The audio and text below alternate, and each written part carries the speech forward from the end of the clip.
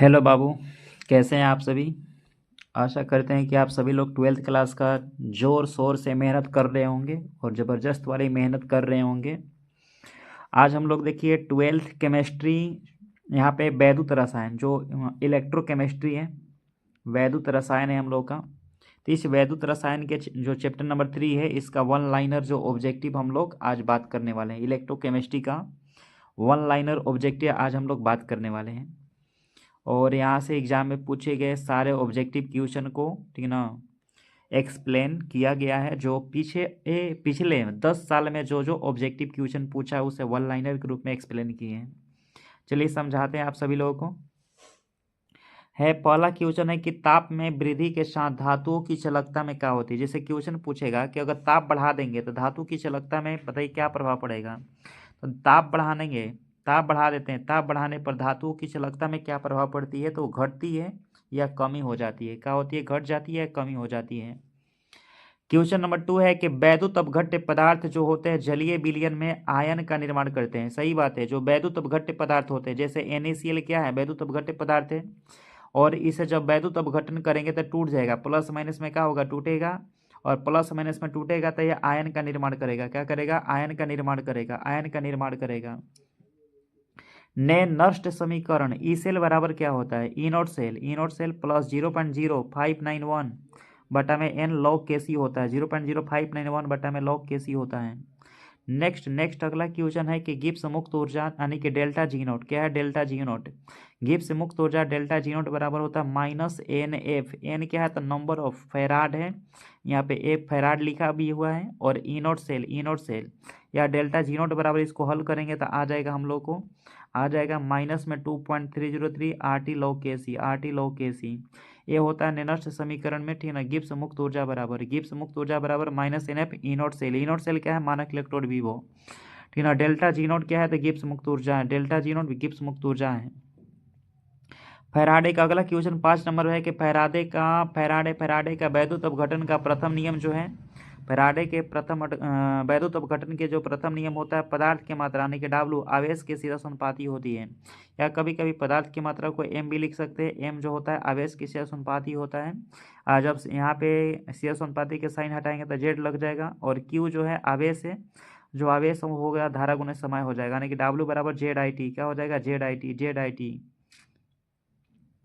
Next question number हम लोग को है यहाँ पे 6 नंबर। फैराडे कहता 1 फैराड बराबर होता है 96,500 गुलाम के, ठीक है। 96,500 गुलाम के बराबर होती है। कहता चलकता और चलकत्व का ऐसा ही मात्रक जो होता है ओम इनवर्स या सीमेंज होती है। चलकता और चलकत्व का ऐसा ही मात्रक क्या होता है, ओम इनवर्स या सीमेंज होती है, ओम इनवर्स या सीमेंज होती है। विशिष्ट चलकत्व का ऐसा ही मात्रक होता है ओम मीटर। विशिष्ट चलकत्व का ऐसा ही मात्रक क्या होता है, ओम मीटर होती है। क्या होती है, ओम मीटर होती है, ये ना। ये सब हमेशा ऐसा ही मात्रक देख के जाइएगा, हमेशा एग्जाम में पूछा है। तनुकरण करने पर मोलर चालकत्व का बताइए, मोलर चालकत्व का मान क्या होता है, बढ़ता है। अगर मान लो कोई विलयन को तनुकरण करेंगे तो मोलर चालकत्व का मान क्या होता है, वहाँ पे बढ़ जाती है, कहता वैद्युत अपघट्य की मोलर चालकता, वैद्युत अपघट्य की मोलर चालकता इसके वियोजन पर निर्भर करता है। जैसे वैद्युत अपघट्य पदार्थ होगा उसका मोलर चालकता किस पर निर्भर करेगा, वियोजन पे। जितना ज़्यादा वियोजन होगा तब वैद्युत अपघट्य पदार्थ की मोलर चालकता बढ़ेगा। नेक्स्ट क्वेश्चन आप लोग का है कि सूखा सेल को लेक्लांसे सेल बेलनाकार सेल कहते हैं। सूखा सेल को क्या कहते हैं, लेक्लांसे सेल बेलनाकार सेल कहते हैं, ठीक है ना। सूखा सेल जो होता है उसे हम लोग क्या कहते हैं, लेक्लांसे सेल कहते हैं या बेलनाकार सेल कहते हैं। जो हम लोग का सूखा सेल होता है तो उसे हम लोग क्या कहते हैं, बेलनाकार सेल कहते हैं। या पुनः इसे आवेशन नहीं किया जा सकता है, सूखा सेल को ना पुनः आवेशन नहीं किया जा सकता है। देखिए सूखा सेल या मरकरी सेल, ठीक है ना। यहाँ पर देखिए ऊपर क्वेश्चन नंबर यहाँ देख रहे थे 11। सूखा सेल को लेक्लांसे सेल, बेलनाकार सेल या कहते हैं, ठीक ना, या पुनः आवेशित इसे नहीं किया जा सकता है। सही बात है। देखिए जो सूखा सेल है उसे पुनः आवेशन नहीं कर सकते, हैं, और बेलनाकार सेल होता है। कर शुष्क सेल या मरकरी सेल को प्राथमिक सेल, मतलब प्राथमिक सेल का उदाहरण है। जो शुष्क सेल है मरकरी सेल किसका उदाहरण है, प्राथमिक सेल का उदाहरण है। बहुत बार एग्जाम में पूछा है कि शुष्क सेल प्राथमिक सेल किसका उदाहरण है, तो मरकरी सेल का। नेक्स्ट अगला क्वेश्चन 13 नंबर है कि लेड संचायक सेल निकल कैडमियम सेल और द्वितीयक सेल का उदाहरण है। जो लेड संचायक सेल है, लेड संचायक सेल हो गया, निकल कैडमियम सेल है, किसका उदाहरण है? द्वितीयक सेल का उदाहरण है, और द्वितीयक सेल को पुनः आवेशन किया जा सकता है। नीचे नेक्स्ट क्वेश्चन में लिखा हुआ है, क्वेश्चन नंबर 14 में द्वितीयक सेल को पुनः आवेशित किया जा सकता है। अगला क्वेश्चन नंबर 15 है कि ऑटोमोबाइल जो होता है, ऑटोमोबाइल में लेड संचायक सेल का प्रयोग किया जाता है। ऑटोमोबाइल में किसका प्रयोग होता है? तो लेड संचायक सेल का प्रयोग होता है। यदि आपके पास देखिए क्वेश्चन बैंक नहीं है तो क्वेश्चन बैंक का सारा क्वेश्चन इसमें लिखा गया है, वन लाइनर बना के इसमें लिखा गया, आप लोग इसको आराम से देख करके पढ़ के समझ सकते हैं।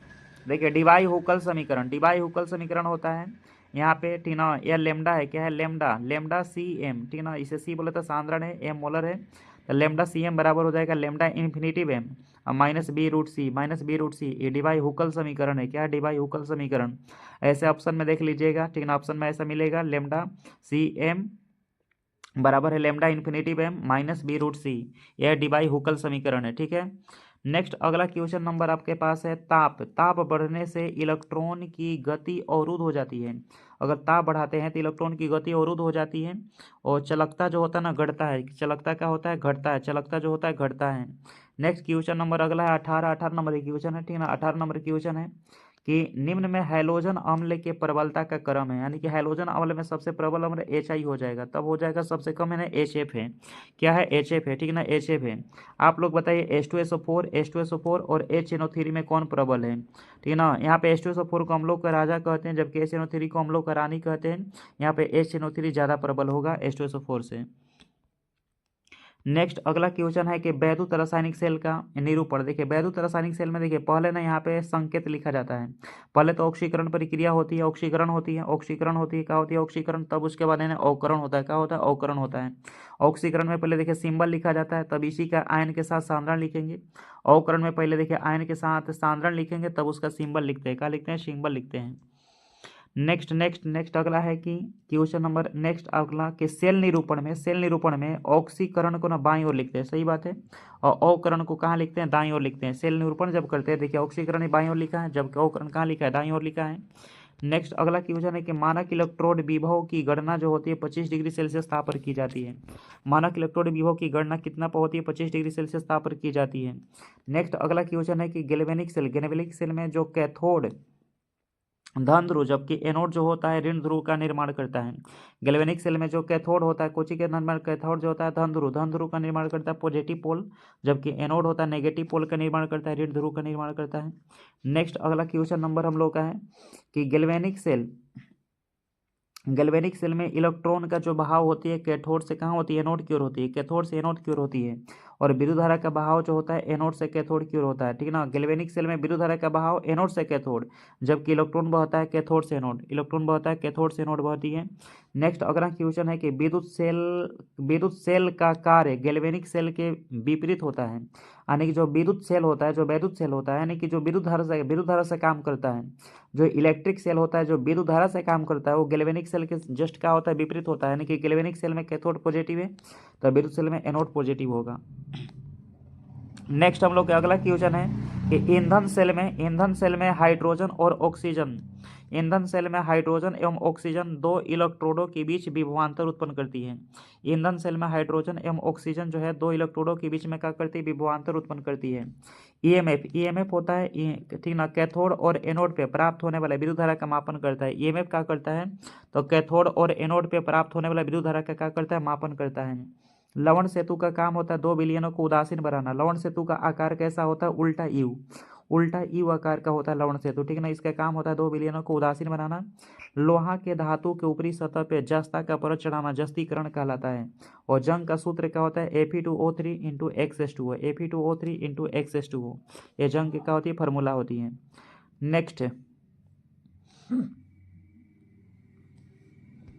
नेक्स्ट हम लोग देखते हैं यहाँ पे, नेक्स्ट आप लोग को समझाते हैं। नेक्स्ट अगला क्वेश्चन अगला है कि निम्न में कौन उत्क्रमणीय सेल है? यहाँ पे जैसे शुष्क मरकरी सेल है आपका, सूखा सेल है आपका, निकल कैडमियम सेल है, तो एक आंसर देखिए निकल कैडमियम सेल होगा। देखिए उत्क्रमणीय सेल के मतलब जिसमें अभिक्रिया रिवर्सिबल हो, जिसे पुनः आवेशन किया जा सके, तो होगा निकल कैडमियम सेल, क्योंकि यह द्वितीयक सेल है। जबकि मरकरी सेल हो गया, शुष्क सेल हो गया, तो यह आपका प्राथमिक सेल है, यह रिवर्सिबल, इसमें अभिक्रिया नहीं होती है। अगर इसमें रिवर्सिबल होता है तो पुनः इसे आवेशन किया जा सकता है, जबकि प्राथमिक सेल है मरकरी सेल, शुष्क सेल, इसे पुनः आवेशन नहीं किया जा सकता है। नेक्स्ट अगला क्वेश्चन नंबर 32 जो है, गैल्वेनिक सेल पर किस धातु की परत चढ़ाई जाती है? तो जिंक की। किसकी चढ़ाई जाती है? जिंक की। निम्न में कौन एक अवरोधक होता है? तो हम लोग देखते हैं ऑप्शन में डायमंड है, ग्रेफाइट है, एल्युमिनियम है। तो डायमंड, डायमंड एक अवरोधक का काम करता है। डायमंड जो होता है एक अवरोधक का काम करता है। नेक्स्ट हम लोग का अगला क्वेश्चन है कि ना कौन सा हैलोजन अम्ल सबसे दुर्बल अम्ल होता है? सबसे मैं दुर्बल अम्ल की बात कर रहा है, ठीक ना। सबसे दुर्बल नहीं नहीं अम्ल नहीं है, उपचायक है। यहाँ पे देखो उपचायक की बात करें तो एच आई हम लोग का दुर्बल उपचायक है, लेकिन ये प्रबल अम्ल होता है। प्रबल अम्ल होता है, दुर्बल उपचायक का काम करता है। और यहाँ पे देखिए एच जो होता है ना, एच जो है हम लोग का क्या होगा, ये हम लोग का प्रबल उपचायक है। यहाँ पे देखिए हैलोजनिक अम्ल में सब जो एच आई होगा हम लोग का दुर्बल उपचायक है, जबकि एच जो होगा हम लोग का प्रबल उपचायक है। क्या है? प्रबल उपचायक है। एक क्वेश्चन बहुत बार एग्जाम में पूछा है, देख लीजिएगा आप लोग। फैराडे के विद्युत विच्छेदन का द्वितीय नियम संबंधित है वैद्युत अपघटन के समतुल्य भार से। फैराडे के वैद्युत अपघटन का जो द्वितीय नियम है वो वैद्युत अपघटन के समतुल्य भार से संबंधित है। नेक्स्ट क्वेश्चन है कि निम्न में किसका आयनिक विभव का मान कम होता है? तो फास्फोरस। यहाँ पे फास्फोरस जो परमाणु संख्या P15 होता है, इसका आयनिक विभव जो होती है सबसे क्या होती है? कम होती है, कम होती है। नेक्स्ट अगला क्वेश्चन हम लोग को 37 नंबर है कि किसी धातु का ऑक्सीकरण इलेक्ट्रोड विभव और अवकरण इलेक्ट्रोड विभव का मान जो होता है ना समान होता है। देखो कोई धातु है, जैसे मान जिंक है, तो इसका ऑक्सीकरण इलेक्ट्रोड विभव, ठीक है ना, ऑक्सीकरण इलेक्ट्रोड विभव कितना होता है? 0.76 वोल्ट, 0.76 वोल्ट होता है। तो अवकरण इलेक्ट्रोड विभव भी इतना ही होगा, 0.76 वोल्ट होगा। बस साइन विपरीत होगा, जैसे ऑक्सीकरण पॉजिटिव है तो अवकरण क्या होगा? नेगेटिव में होगा। तो वही बात यहाँ देखिए समझाया गया है कि किसी धातु का ऑक्सीकरण विभव और अवकरण इलेक्ट्रोड विभव का मान क्या होगा? समान होता है, बस साइन क्या होती है? विपरीत होती है। नेक्स्ट अगला क्वेश्चन देखिए, लिखे यहाँ पे कि कौन सा धातु अम्ल से अभिक्रिया करके हाइड्रोजन आयन देता है? तो जिसका विभव क्या होता है? Negative, negative. यानी कि जो हाइड्रोजन से ऊपर होगा, जो हाइड्रोजन से ज़्यादा क्रियाशील होगा, ज़्यादा रिएक्टिव होगा। जैसे आपका सोडियम है सर, पोटेशियम है, आपका लिथियम, ये सब ज़्यादा रिएक्टिव है। मैग्नीशियम है, कैल्शियम है, ये सब ज़्यादा रिएक्टिव है। कैल्शियम हो गया, मैग्नीशियम हो गया, आयरन हो गया, एफी हो गया, निकेल हो गया, ये सब ज़्यादा रिएक्टिव है। जब ज़्यादा रिएक्टिव है तो ये अम्ल से अभिक्रिया करके क्या देंगे? हाइड्रोजन आयन देंगे। नेक्स्ट अगला क्वेश्चन है कि लवण सेतु दो अर्धशैल विलयनों को उदासीन बना देता है। लवण सेतु जो होता है दो अर्धशैल विलयन को क्या करता है? उदासीन बनाता है। और एक विलयन से, जैसे एक विलयन हो गया दूसरा विलयन, एक विलयन से दूसरे विलयन में क्या करता है? वो सांद्रण का प्रवाह करता है, प्लस में उल्टा यू आकार का होता है, उल्टा यू आकार का होता है।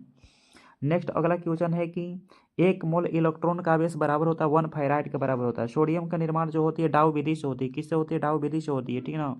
नेक्स्ट अगला क्वेश्चन है कि निम्न में कौन से अभिक्रिया में भाग नहीं लेता है? तो यहाँ पे देखिए पिट्टी भी भाग नहीं लेता है, ग्रेफाइट भी भाग नहीं लेता, दोनों अभिक्रिया में भाग नहीं लेता है, क्योंकि दोनों के दोनों अआक्रमणकारी होते हैं, अआक्रमणकारी होते हैं, ठीक है ना। कहते हैं बिलियन का प्रतिरोध का गणना चलकत्व सेल के द्वारा किया जाता है। कोई बिलियन है उसके प्रतिरोध की गणना जो होता है चलकत्व सेल से किया जाता है। नेक्स्ट अगला क्वेश्चन है कि सबसे लोकप्रिय ईंधन सेल होता है हाइड्रोजन ऑक्सीजन ईंधन सेल। हाइड्रोजन ऑक्सीजन फ्यूल जो होते हैं सबसे लोकप्रिय ईंधन सेल होते हैं। नेक्स्ट अगला क्वेश्चन है कि हो गया जिंक है, ठीक है ना, जिंक जिंक जिंक जिंक है, कॉपर है, आयरन है, सिल्वर के अवकरण विभव का क्रम है। तो सबसे अधिक अवकरण विभव सिल्वर का होगा, तब कॉपर का होगा, तब आयरन का होगा, तब जिंक का होगा। या अवकरण विभव के क्रम देख लीजिएगा, एग्जाम में पूछा हुआ क्वेश्चन है। प्रबल वैद्युत अपघट्य की चालकता तनुता पर यानी कि धीमे से बढ़ती है। प्रबल वैद्युत अपघट्य की जो चालकता होगी तनुता पर क्या होती है? धीमे से बढ़ती है। मोलर चालकत्व का ऐसा इकाई होता है ओम इनवर्स सेंटीमीटर स्क्वायर और मोल इनवर्स होता है। ओम इनवर्स सेंटीमीटर स्क्वायर और मोल इनवर्स होती है। नेक्स्ट अगला क्वेश्चन हम लोग का, निम्न में कौन द्वितीयक सेल है? तो द्वितीयक सेल हो जाएगा lead storage battery. Lead storage battery जो होता है द्वितीयक सेल होता है, जबकि लेक्लांसा सेल प्राथमिक सेल होता है, सांद्रण सेल प्राथमिक सेल होता है। नेक्स्ट अगला क्वेश्चन है कि लेड स्टोरेज बैटरी को चार्ज करने पर पुनः, ठीक है ना, पुनः H2SO4 उत्पन्न करता है। जैसे लेड स्टोरेज बैटरी हम लोग का, यानी कि लेड स्टोरेज बैटरी बोले तो हम लोग को क्या होगा? शीशा संचायक सेल।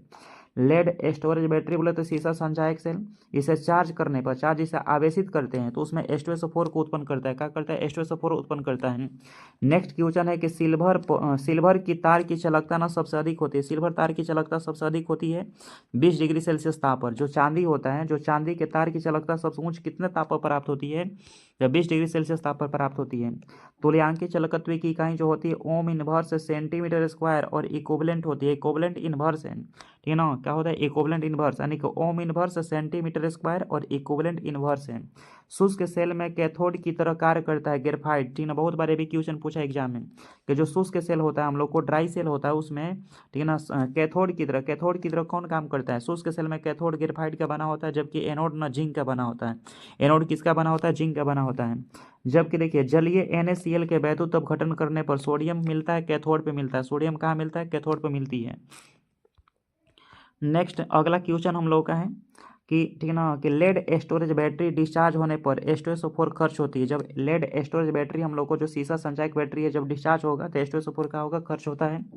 निम्न में सबसे प्रबल अपचायक कौन है, तो प्रबल अपचायक आयोडीन है, ठीक ना। अपचायक आयोडीन है प्रबल, और उपचायक कहेगा तो फ्लोरीन है। प्रबल उपचायक कौन है, फ्लोरीन है। प्रबल उपचायक फ्लोरीन, जबकि हम लोग का आयोडीन प्रबल अपचायक है।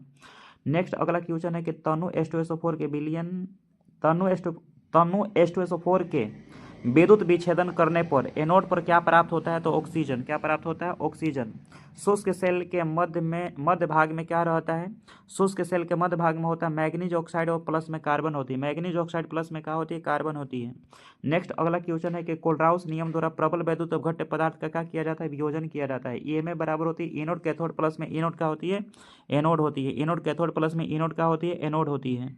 नेक्स्ट अगला क्वेश्चन है कि अगला क्वेश्चन है कि जिस धातु की क्रियाशीलता कम होती है उसका अवकरण क्षमता क्या होता है, अधिक होता है। तो यह मेरा आज का सेशन आप लोग को 60 क्वेश्चन था, ठीक है ना। 60 क्वेश्चन था, आप लोग को जल्दी जल्दी पढ़कर सुनाए हम लोग, ठीक है ना।